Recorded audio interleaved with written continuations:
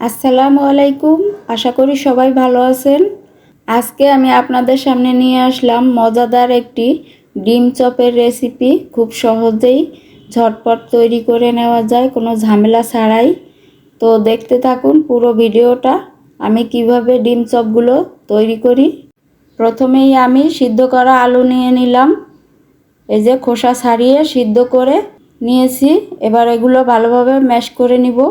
নতুন আলুটা ম্যাশ করতে একটু সময় লাগে, কারণ এতে গুটি গুটি থাকে। একটু ভালোভাবে খেয়াল করে ম্যাশ করবেন। এই যে এরকম, এটা একটু আঠালো আঠালো থাকে, কিছু করার নেই, এখন নতুন আলুর সিজন, পুরান আলু পাওয়া যায় না। এবার একটা বাটিতে একটা চালনি নিয়ে নিলাম, দিয়ে দিলাম 2 কাপ পরিমাণ বেসন। এবার এটা ভালোভাবে চেলে নেব। এটা চেলে নিলে একটু ভালো হয়। এই যে দলা দলা থাকে, এগুলো দলাগুলো একটু ভেঙে দিলাম। তারপরে এই যে দেখেন, এগুলো এখন আমি ফেলে দেব। দিয়ে দিলাম স্বাদ মতো লবণ, আধা চা চামচ মরিচের গুঁড়া, আধা চা চামচ হলুদের গুঁড়া, আর 1 চা চামচ চাট মশলা। চাট মশলাটা না থাকলে আপনারা জিরের গুঁড়াটাও দিতে পারেন। এবার এগুলো নেড়ে চেড়ে মিশিয়ে নিব। এবার অল্প অল্প পানি দিয়ে একটা গোলা তৈরি করে নিব। এই যে একেবারেও ঘন না, একেবারেও পাতলা না, ভালো করে একটু ফেটিয়ে নিতে হবে। এটা যত ফেটানো হবে তত আলুর চপটা ফুলবে এবং মচমচে হবে ভালো। এই যে দেখেন, এই যে আমার গুলে নেওয়া হয়ে গেল। এবার একটা আঙুল দিয়ে চেক করে দেখবেন। এই যে এভাবে যদি আঙুলে গোলাটা ভালোভাবে লেগে যায়, তাহলে বুঝবেন আপনার গোলাটা পুরোপুরি হয়ে গেছে। এবার এটা এক সাইডে সরিয়ে রাখবো। এবার নিয়ে নিলাম সেই ম্যাশ করে রাখা আলু। এবার পেঁয়াজ বেরেস্তা করে রেখেছিলাম, এটা ভালোভাবে হাত দিয়ে একটু ভেঙে ভেঙে এই যে এইভাবে এবার আলুর ভিতর দিয়ে দিব। দিয়ে দিলাম স্বাদ মতো লবণ, চিলি ফ্লেক্স 1 চা চামচ, আর 1 চা চামচ চাট মশলা। চাট মশলাটা না থাকলে ভাজা জিরার গুঁড়াটাও দিতে পারেন, তাহলেও হবে। এবার কিছুটা সরিষার তেল দিয়ে দিলাম।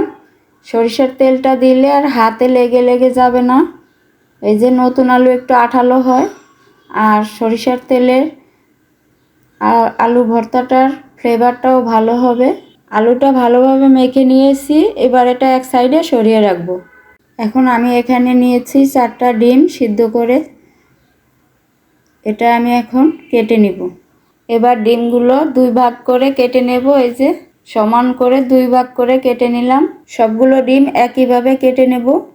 এবার কিছুটা মেখে রাখা আলু নিয়ে চ্যাপ্টা করে এভাবে ডিম দিয়ে এই যে গোল করে নেব।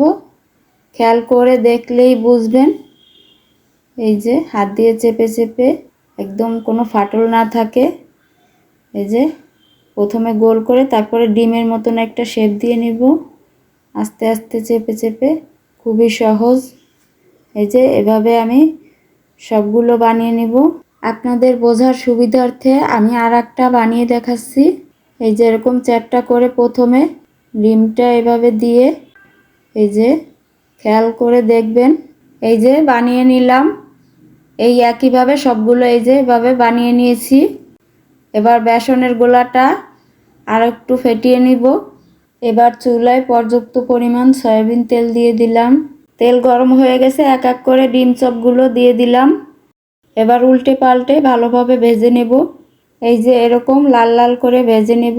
সবগুলো চপ ভালোভাবে ভেজে নিয়েছি। এবার এক এক করে তুলে নেব। এই যে সবগুলো চপ ভেজে নিয়েছি। এই যে দেখেন, একটুও তেল টানেনি, কত সুন্দর হয়েছে সবগুলো চপ। এবার একটা ডিম চপ আমি কেটে দেখাচ্ছি। এই যে দেখেন কত সুন্দর হয়েছে।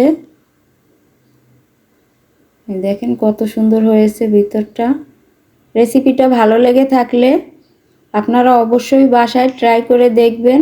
আরও মজার মজার রেসিপি পেতে আমার চ্যানেলটি লাইক, কমেন্ট, শেয়ার এবং সাবস্ক্রাইব করে আমার পাশে থাকবেন। সবাই ভালো থাকবেন, সুস্থ থাকবেন। আল্লাহ হাফেজ।